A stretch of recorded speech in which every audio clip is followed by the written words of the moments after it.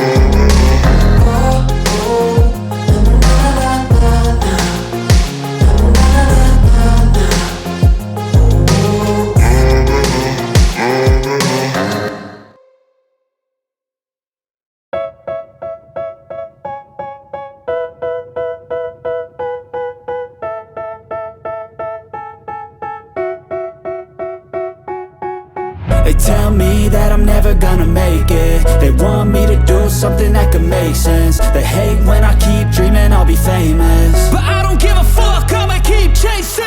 I got all this potential that's deep inside of me, but they hate when you're successful cause they try to be. They sit there being judgmental because you're trying things, and they just want you to settle and do the right thing. So get a good job, don't slack off. Wake up every morning, make a good impression on your boss. Don't do anything that I wouldn't do, and when you're making money, make sure you don't spend it too soon. Fuck that, I'll do what I wanna do. I got a different path from everyone and that includes you. Who are you to tell me how to live life? In these times it feels like nobody's right, yeah. So I'ma figure out what else we succeed, and then invest all of my time into that and proceed.